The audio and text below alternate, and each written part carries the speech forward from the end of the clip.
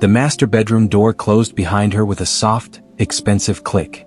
That was the moment everything shifted. You have Not a when he beautiful proposed the smile. deal. Thank you. Not when So he do smiled politely I'm in glad front of we met. everyone. Me too. Not when he called her ambitious. No. It was only when she stepped inside that room, oversized, perfectly decorated, suffocating in luxury, that Elena Cruz realized she wasn't being welcomed. She was being positioned. And the man who had offered her opportunity had just revealed his true intentions. But she didn't panic. Because what Victor Halberg didn't know was that he had just tried to trap the wrong woman. The offer that changed everything. 3 weeks earlier, Elena Cruz had been standing behind a catering station, adjusting silverware for a charity gala she wasn't invited to attend, only hired to serve. Her black uniform was crisp but plain. Her hair was tied back tightly. She had learned long ago that in rooms full of wealthy people, invisibility was survival. Make sure you don't speak unless spoken to, her supervisor had warned.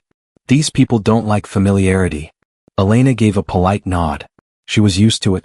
She had grown up watching her mother clean homes that looked like museums. She had learned early that the wealthy preferred silence from people like her. And yet that night, something happened. Victor Halberg arrived late. Tall, controlled, impeccably dressed. The kind of man who didn't enter rooms, he occupied them. Conversations shifted when he moved. People adjusted their tone when he spoke. He was one of the city's most powerful real estate developers. Self-made, sharp, feared in negotiation rooms. And he noticed her. Not because she was loud. Not because she tried. But because she didn't drop the tray when a drunk guest bumped into her. Instead, she steadied it with precision, apologized calmly, and kept moving like nothing had happened. Victor watched. That composure. That restraint. That discipline. He walked over. You didn't spill a single glass, he said casually. Elena met his eyes briefly, then lowered them respectfully. I practice balance, she replied. There was something in her tone, not submissive, not flirtatious, grounded. Victor smiled faintly. Do you always work events like this? Yes, sir. Would you like something better? And just like that, the trap began. The proposal. A week later, Elena was sitting across from Victor in his glass office overlooking the skyline. He offered her a position as his personal assistant. High salary. Private housing. Exclusive lifestyle exposure. It's temporary, he said smoothly. 3 months. You'll learn how real business works. Elena hesitated. She had studied business administration at night for years but had never been given real access. Doors were always closed to her. Not qualified enough. Not connected enough. Not polished enough. Now one of the most powerful men in the city was opening one. But something about his smile felt rehearsed. Still, opportunity rarely knocked twice for women like her. So she said yes. The rules. From day one, Victor established boundaries. You represent me now, he said. Dress accordingly. Speak carefully. Observe more than you talk. Elena absorbed everything. She studied contracts. Listened to negotiations. Watched power shift across conference tables. Victor was ruthless, but brilliant. And he started bringing her to private meetings. Investors respond better when I'm seen mentoring someone, he explained. Mentoring. That word lingered. But slowly, Elena began noticing something else. He positioned her carefully in rooms. Introduced her selectively. Corrected her posture. Adjusted her appearance subtly. You're intelligent, he told her once. But perception matters more. It wasn't advice. It was training. And she realized something critical. He wasn't mentoring her. He was shaping her. The invitation. 3 weeks into the job, Victor handed her an envelope. A private dinner tonight, he said. At my residence. Important clients. She froze for half a second. Your residence? Yes. You'll understand how upper-level negotiations happen. There was no space to decline. And so she went. His estate was exactly what she expected. Modern architecture, silent staff, intimidating scale. But the dinner felt different. Only 3 guests. All male. All powerful. All watching her carefully. Victor introduced her not as assistant, but as someone with potential. They asked her questions. About loyalty. About discretion. About ambition. Elena answered carefully. She noticed how Victor studied her reactions. How he observed her discomfort. And then at the end of dinner, one guest laughed and said, She learns fast. Victor's response was measured. Yes, she does. And then he turned to her. Come upstairs. I want to show you something. The master bedroom. She followed him up the staircase. Each step felt heavier. The hallway grew quieter, more private, more personal. And then he opened the door. The master bedroom was enormous, elegant, soft lighting, too intimate. Elena stopped at the threshold. "This is where important negotiations conclude," Victor said calmly. Her pulse spiked. "I don't understand." He turned to face her fully now. "Success isn't just about intelligence, Elena. It's about flexibility." The word landed wrong. "Flexibility?" she repeated. He stepped closer. "Power is an exchange. You want access? I give it. You give cooperation." The room felt smaller suddenly. And in that moment, the truth snapped into place. She was never meant to learn business. She was meant to be leverage. A symbol. An accessory. An asset to be traded in elite circles. Her opportunity wasn't mentorship. It was manipulation. Victor smiled slightly. "You're smart. Don't make this dramatic." But Elena didn't step back. She stepped forward. Just slightly. Enough to look him directly in the eye. And for the first time since they met, she didn't lower her gaze. "I practice balance," she said quietly. His expression shifted. Confusion. Then irritation. "You misunderstand." "No," she interrupted calmly. "I understand perfectly." Her voice didn't shake. Her posture didn't fold. Because what Victor didn't know was that Elena Cruz had accepted this job for one reason. She had recognized his name months ago. Recognized his company. Recognized the redevelopment contracts. Contracts that had quietly displaced hundreds of lower-income families, including her mother. She hadn't taken the job for opportunity. She had taken it for access. And while he thought he was shaping her, she had been studying him. His patterns. His partnerships. His weak points. Victor thought he had cornered her. But he had just revealed his true leverage strategy. And that was all she needed. She smiled. Slowly. "You just made a mistake." The night he thought he had her trapped was the night she started winning. Victor Halberg did not like being told he had made a mistake. Especially not in his own house. Especially not by a woman he believed he had carefully positioned. The air inside the master bedroom shifted. Elena stood still, not defensive, not aggressive, just grounded. Victor's jaw tightened ever so slightly. "I think," he said in a low, controlled voice, "you're overestimating your position here." Elena held his gaze. "And I think," she replied calmly, "you're underestimating mine." Silence. The kind of silence that carries power. Victor stepped back just enough to reclaim what he believed was dominance. "You misunderstand the nature of high-level negotiations," he said. "Everyone trades something." "I agree," Elena answered. "But intelligent people trade strategically." That flicker in his eyes, irritation mixed with curiosity, confirmed what she already knew. He was not used to resistance. He was used to gratitude. Compliance. Soft agreement disguised as ambition. He studied her face, searching for fear. He found none.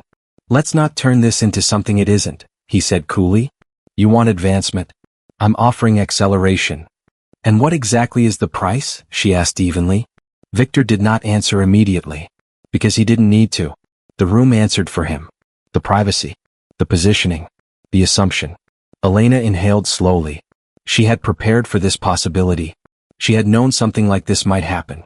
Because powerful men who move communities like chess pieces rarely see people. They see leverage.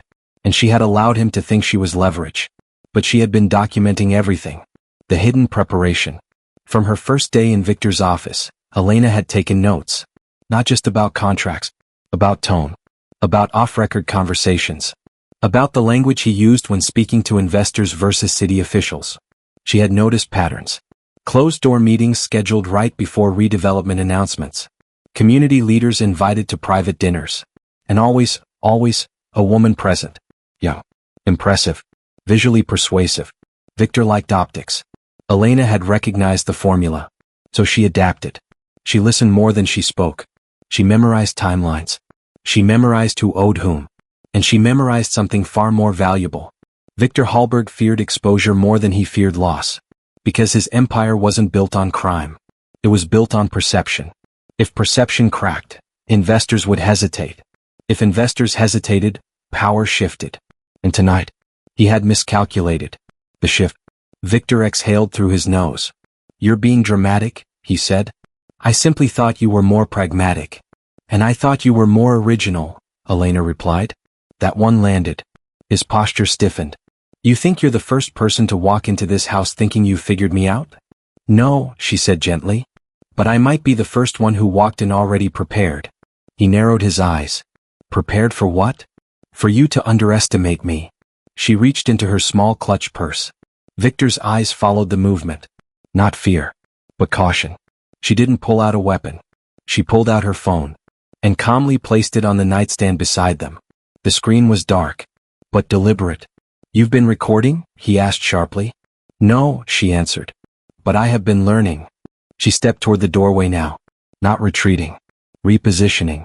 You invited me upstairs too quickly. Victor frowned. What does that mean? It means, she said, her voice still measured, that you revealed the pattern before the deal was sealed. He scoffed. You have nothing. Not yet, she agreed. But now I know exactly how you operate. Victor moved closer again.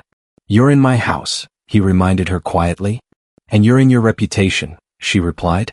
Another silence. Longer this time. He wasn't used to someone speaking in chess moves. He was used to compliance or outrage, not strategy. The mask slips. You think you can threaten me? Victor said. I don't need to, Elena replied.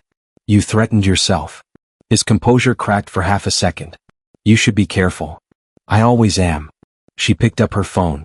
You built this empire by convincing investors you are disciplined, ethical, structured. And I am. Then why invite an employee upstairs during a negotiation dinner?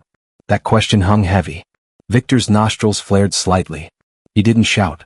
He didn't explode. Men like him didn't. They recalculated. He changed tone. Smiled faintly. You're ambitious, he said. I respect that. Perhaps I misread you. Elena tilted her head slightly. You didn't misread me. You misjudged me. There's a difference. The real reveal. He tried another tactic. You said you recognized my company. Yes. And you still accepted the job. Yes. Why? Finally. The question she'd been waiting for. Because my mother lived in one of the buildings your redevelopment project acquired. His expression didn't change immediately, but his eyes did. Now the truth had entered the room. She received compensation, he said evenly. She received a check that covered 2 months of rent in a city where rent had doubled because of your project. Victor folded his arms. You're here for revenge? No, she said softly. I'm here for leverage. He stared at her. You're bold? No, she corrected. I'm strategic. She stepped closer again, but this time her proximity carried authority. You move people like numbers, she continued. I wanted to understand how. And now you think you do? Yes. Another beat of silence. Then he asked the question that shifted everything. What exactly do you want? The demand. She didn't hesitate. A seat at the negotiation table. Victor blinked once. You're an assistant. I'm educated. You lack experience. I lack access. He studied her face again. There was no tremor in her voice. No anger. No desperation. Only focus. You want partnership? He asked slowly. No, she said. I want transparency. That word unsettled him. You're asking for something dangerous. I'm offering something valuable. And what is that? Protection. Victor actually laughed once, low and sharp. You think you can protect me? Yes. The confidence in her answer disrupted him more than any accusation could have. You invited me upstairs thinking you controlled the narrative, she continued. If I walk out angry, humiliated, and vocal, you lose nothing legally. But you lose something worse. His jaw tightened. Perception, he said quietly. Yes. He stared at her. The calculation was visible now.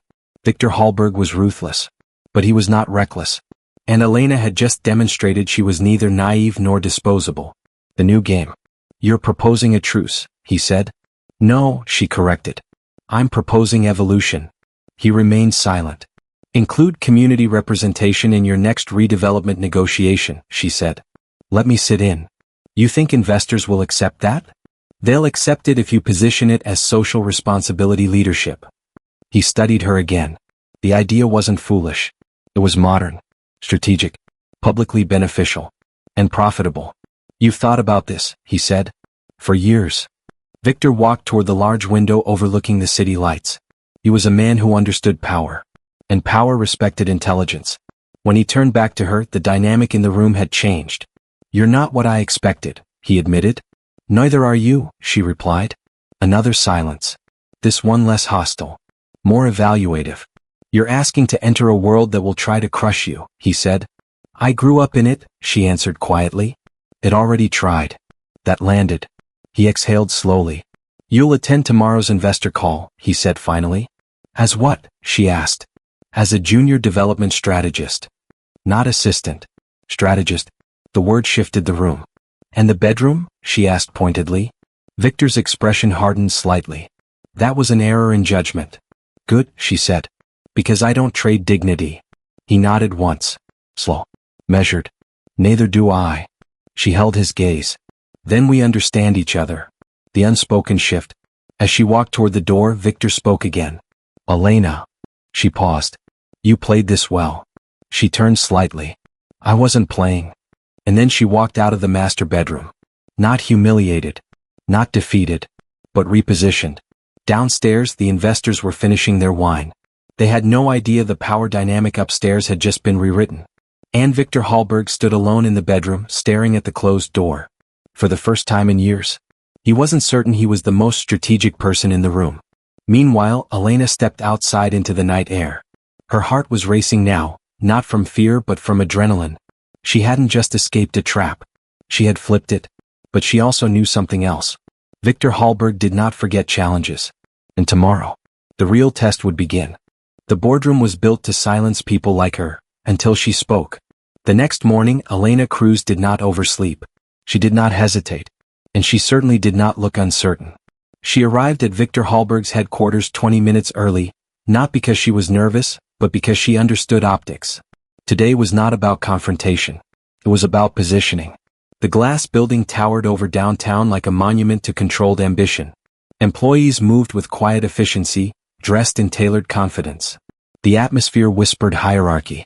And for the first time, Elena was not entering through the service elevator. She walked through the front entrance. Head high. Posture steady. And every pair of eyes that flicked toward her registered something subtle but undeniable. She wasn't carrying coffee. She wasn't carrying files. She was carrying herself differently. Because today she was not an assistant.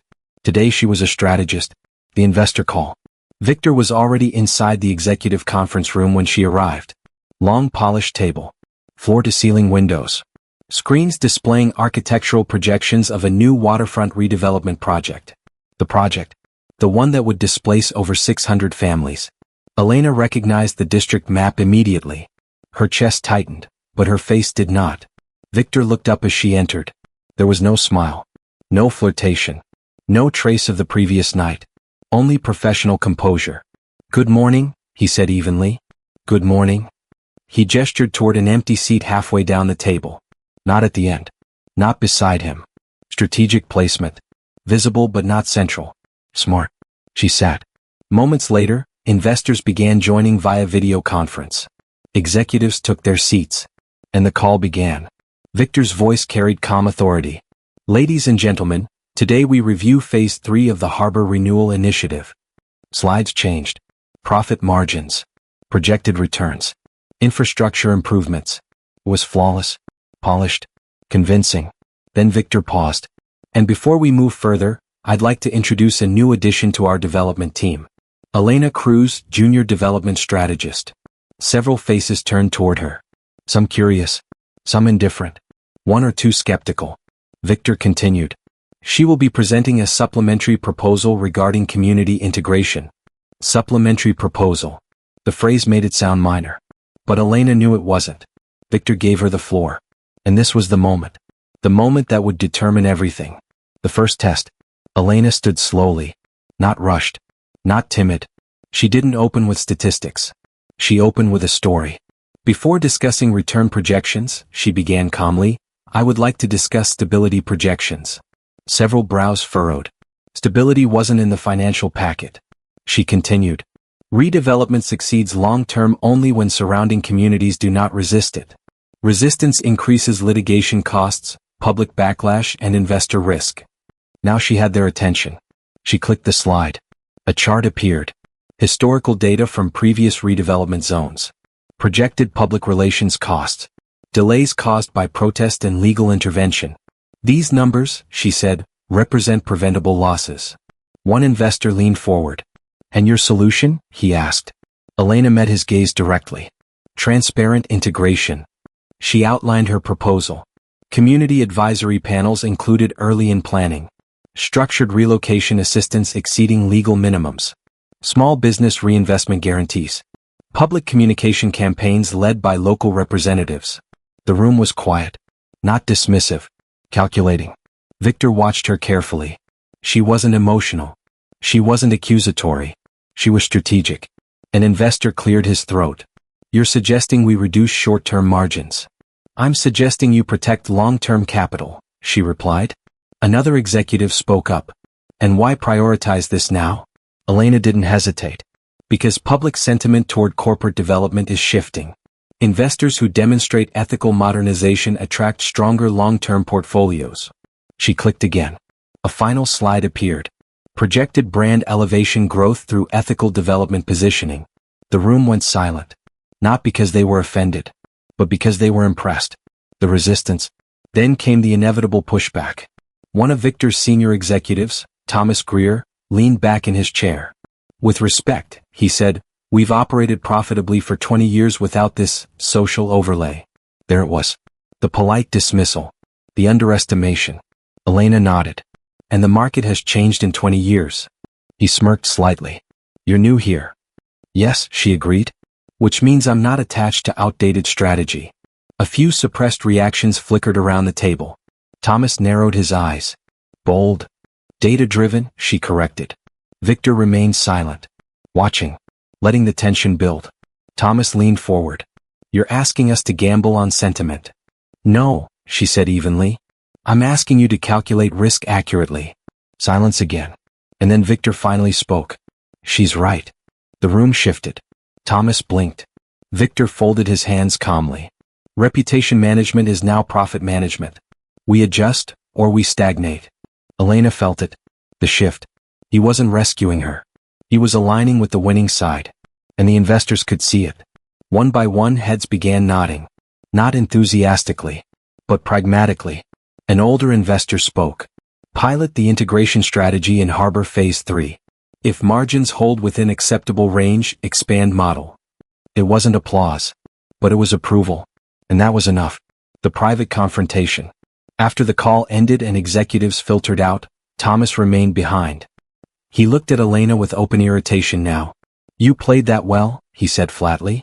I prepared. You embarrassed senior leadership. I improved projection modeling. He stepped closer. You think this company is some kind of social experiment? No, she replied calmly. I think it's evolving. Thomas scoffed. Be careful. Idealism doesn't last long here. Neither does inefficiency. That ended the exchange. He left. Victor remained by the window again. The same position as the night before. You handled that precisely, he said. You allowed it, she replied. He turned toward her. I allowed nothing. You earned it. Pause. Then. You surprised them. And you, she added quietly. He didn't deny it. You understand something most executives don't, he said slowly. Power isn't always loud. Elena nodded. It's structural. He studied her carefully. You realize this won't make you popular internally. I didn't come here for popularity. That answer settled something between them. Respect. Not personal. Professional. Real. The consequences. By afternoon word had spread. The assistant who wasn't an assistant. The strategist who spoke in investor language. Some employees avoided her. Others watched her carefully. A few quietly admired her. But one thing was certain. She was no longer invisible. And that changed everything. Later that evening, as Elena walked past Victor's office, he called out. Cruz. She stepped inside. He closed the door. Not the master bedroom. Not a trap. An office. Glass walls. Visible. Accountable. You realize, he said, you've just positioned yourself in a dangerous space. I've always lived in dangerous spaces, she replied. He studied her for a long moment. You're not here just for representation. No. What else do you want? She answered without hesitation. A redevelopment seat on every future negotiation involving displacement. His jaw tightened slightly. That's aggressive. That's fair. He exhaled slowly. You're asking for structural influence. Yes. And if I refuse? You won't. He raised an eyebrow. Confident. Strategic. A beat passed. Then Victor nodded once. You'll have it. And just like that, the power dynamic shifted again. The realization. That night, Elena sat alone in her small apartment. Not in luxury. Not in comfort. But in clarity. She had walked into a master bedroom meant to reduce her, and walked out with leverage. But she also understood something deeper now. Victor Halberg was not a cartoon villain. He was a system. And systems didn't collapse from outrage. They shifted through intelligence. And this was only the beginning. Because when powerful men try to use people as leverage, they rarely expect those people to understand power better than they do. And Victor had just realized something unsettling. Elena Cruz was not temporary. She was structural. The man who built an empire on control was about to lose it. Power never shifts quietly. It resists. It retaliates. And by the end of the week, Elena Cruz understood something clearly. Victor Halberg had kept his word. But the system around him had not. The backlash. The Harbor Renewal Initiative pilot proposal was approved internally, but not unanimously. Whispers began immediately. She's inexperienced. She's emotional. She's playing politics. Thomas Greer became the unofficial voice of opposition. Not publicly. Strategically. He began excluding Elena from secondary meetings. Withholding email threads. Reframing her proposal as Victor's temporary experiment. He didn't attack her competence. He attacked her credibility. Subtly. Which was far more dangerous. Elena noticed immediately. She didn't react. She documented. Because when systems resist change, they expose themselves. The anonymous leak. 3 days later, Victor's office received an email. Subject line. Internal conduct concern. It alleged that Elena had manipulated executive favor through inappropriate proximity. It didn't name details. It didn't need to. The implication was clear. Victor read the email in silence. Then called her in. She entered his office calmly. He handed her the printed message. She read it once. Then looked up. They're testing you, she said. You're not surprised? No. Victor leaned back in his chair. Thomas? Most likely. Why not deny it immediately? He asked. Because that validates the accusation. Silence. He studied her. You knew this would happen. Yes. And yet you walked into it. No, she corrected. I built leverage before stepping into it. She placed her own folder on his desk. Documentation. Meeting attendance logs. Email timestamps. Recorded scheduling inconsistencies. And something else. A written summary of the master bedroom incident. Not dramatized. Not emotional. Structured. Professional. Clear. Victor's eyes scanned it carefully. You documented this? He asked quietly. Yes. Why? Because I anticipated resistance. He looked at her for a long moment. Not as a subordinate. Not as a threat. But as a strategist. You never intended to be manipulated, he said. No, she replied. But I knew you might try. That honesty could have destabilized him. Instead, it sharpened him. The turning point. Victor stood up and walked to the window. The skyline looked different that afternoon. More fragile. He had built his empire through controlled dominance. Through predictability. Through quiet power. And now, he faced a decision. He could protect the old system. Or evolve with the new one. You understand, he said slowly, that if I publicly defend you, I confirm your influence. And if you don't, she replied calmly, you confirm their assumptions. He turned toward her. You're forcing a choice. I'm forcing clarity. A beat. Then he picked up the office phone. Schedule an executive board session, he said. Full attendance. He hung up. Elena watched silently. You're not afraid? He asked her. I've lived through worse than corporate politics. The boardroom reckoning. The boardroom was fuller this time. Not just investors. Senior executives. Legal advisors. Public relations. Thomas sat confidently at the far end. Victor stood at the head of the table. Elena Cruz has been accused of leveraging inappropriate influence for strategic positioning, Victor began calmly. Thomas's lips tightened slightly. Victor continued. These allegations lack evidence. However, I believe transparency is essential. He turned to Elena. Would you like to address the board? This was it. The real confrontation. She stood. Not defensive. Not reactive. Power invites speculation, she began. Especially when it shifts unexpectedly. She let the sentence settle. I entered this company as an assistant.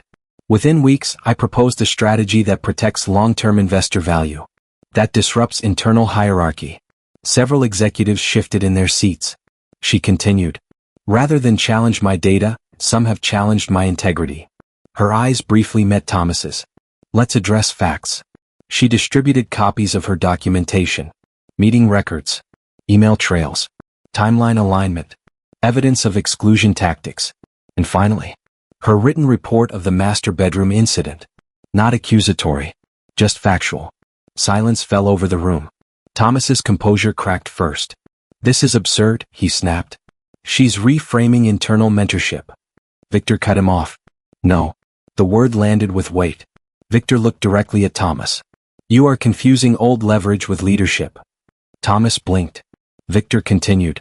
Elena Cruz presented a risk-adjusted model that strengthens this company. Attempts to discredit her without evidence weaken us. The room understood. This wasn't about her anymore. This was about modernization. About optics. About survival. One investor finally spoke. I'm less concerned with internal politics, he said calmly, and more impressed by the strategic pivot she initiated. Another nodded. Agreed. Thomas's isolation became visible. Not dramatic. Just real. Victor concluded. Moving forward, Elena Cruz will serve as community development strategist across all displacement-sensitive projects. The room didn't applaud. But no one objected. And that silence was victory. After the meeting, the boardroom emptied slowly. Thomas avoided eye contact. The email accusation evaporated. Victor remained behind. Elena gathered her documents. You just altered this company's trajectory, he said quietly. No, she corrected. We did. He gave a small, almost reluctant nod. You forced me to choose. And you did. He looked at her carefully. Why stay, he asked. You could leave now. You've proven your point. She met his gaze steadily. Because this isn't about revenge. Pause. It's about structural correction. He studied her face for a long moment. You're not interested in destroying power, he said. No. She stepped closer. I'm interested in refining it. That answer did something to him. He wasn't smiling. But something had shifted permanently. The realization. That night, Victor sat alone in his office. For the first time in years, he replayed events not as victories, but as lessons. Elena had walked into his house weeks ago. He believed he was setting a trap. Instead, she had set one for complacency. And he had walked directly into it. But rather than collapse his empire, she strengthened it. With accountability. With modernization. With intelligence. He leaned back in his chair slowly. For the first time. He respected someone not because they feared him, but because they challenged him. Meanwhile, Elena stood on her apartment balcony overlooking the city. The skyline felt different now. Less intimidating. More accessible. She had walked into a master bedroom meant to diminish her. And walked out with structural influence. But she knew something important. The real transformation was not corporate. It was personal. Because Victor Halberg, the man who once saw her as leverage, now saw her as equal. And men like him did not change easily. But when they did, entire systems shifted. The house that was meant to silence her became the foundation of her power. 6 months later, the Harbor Renewal Initiative looked very different. Not weaker, stronger. And the difference was visible. The public announcement. The press conference took place in the very district that had once been scheduled for silent displacement. Local residents stood behind barricades. Community leaders filled the front rows. Cameras flashed. Victor Halberg stepped up to the podium first. He looked composed as always, but this time something was different. He didn't open with profit margins. He opened with accountability. Development, he began, must evolve with the communities it touches. That sentence alone would have shocked his past investors. But he continued. Today we introduced the Harbor Partnership Model, integrating relocation guarantees, small business reinvestment funds, and a community advisory board. Murmurs moved through the crowd. Reporters scribbled. Victor turned slightly. And this model was designed by someone who understands both structure and consequence. He gestured to Elena. She stepped forward. Not in a catering uniform. Not in borrowed confidence. in tailored authority, but still grounded, still herself. The cameras adjusted. Microphones tilted toward her. She took a breath. This project will still generate growth, she said calmly. But it will not generate displacement without support. She explained the new relocation packages, the extended rent stabilization assistance, the reinvestment guarantees for small local businesses, the education scholarships funded by a percentage of redevelopment profits. She didn't speak emotionally. She spoke strategically. And the crowd listened. Because this wasn't charity. It was structure. The moment that completed the circle. In the third row of the audience stood a woman holding a folded document in her hands. Elena saw her immediately. Her mother. Watching. Not with fear. Not with exhaustion. But with pride. The same woman who once scrubbed floors in luxury homes so her daughter could attend night classes. The same woman displaced quietly by corporate paperwork. Now standing in front of cameras witnessing that same system being redesigned. After the conference, reporters surrounded Victor first. Is this a rebranding strategy? Are you responding to public pressure? Is this financially sustainable? Victor answered calmly. It is sustainable because it is intelligent. He didn't take credit. He didn't pivot. He let the strategy stand on its own. Then one reporter asked the question directly. What changed your leadership philosophy? Victor paused. Just slightly. Then said, I encountered someone who understood power differently. He didn't elaborate. He didn't need to. The private conversation. Later that evening, Elena stood again inside Victor's residence. Not summoned. Invited. The same staircase. The same hallway. But the energy had shifted entirely. She stopped outside the master bedroom door. Victor noticed. You don't have to go in there, he said quietly. She considered it. Then stepped forward. Opened the door herself. The room looked identical. Soft lighting. Immaculate decor. Silent. But it no longer felt like a trap. It felt neutral. Power is not in rooms. It is in positioning. She turned to him. You built influence through control, she said calmly. Yes. And now? I build it through alignment. She studied him. You changed. He nodded once. You forced me to. She shook her head slightly. No. I offered a better model. Silence. Then he said something unexpected. You were right. About what? Power without accountability collapses eventually. She absorbed that. Not triumphantly. Just thoughtfully. Then we both won, she said. He allowed a faint smile. Yes, we did. The last test. A week later, Thomas Greer resigned. Officially, seeking other opportunities. Unofficially, unable to adapt. The Harbor Partnership model began attracting national attention. Investors who once resisted began requesting consultations. Victor's company didn't shrink. It expanded. But differently. More stable. More respected. And Elena? She was no longer labeled as assistant. No longer whispered about. She held her seat at the negotiation table permanently. Not because she fought loudly. But because she played structurally. The emotional resolution. One evening, Elena visited the waterfront district now under redevelopment. Construction had begun, but so had community rebuilding.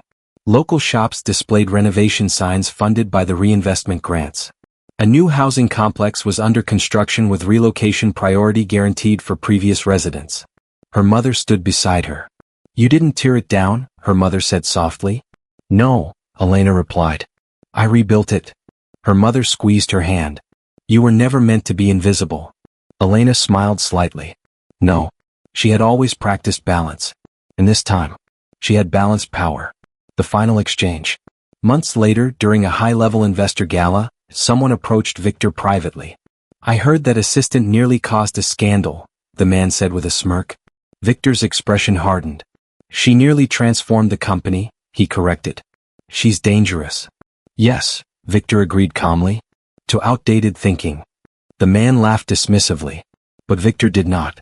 Because he understood something now that he hadn't that first night. Elena had not walked into his master bedroom vulnerable. She had walked in aware. And when he attempted to test her flexibility, she tested his evolution. Full circle. 1 year after the master bedroom incident, Elena was invited to speak at a national urban development summit. Her topic. Structural accountability in modern redevelopment. Victor sat in the audience. Not as controller. Not as mentor. But as peer. When she concluded her speech, the room stood in applause.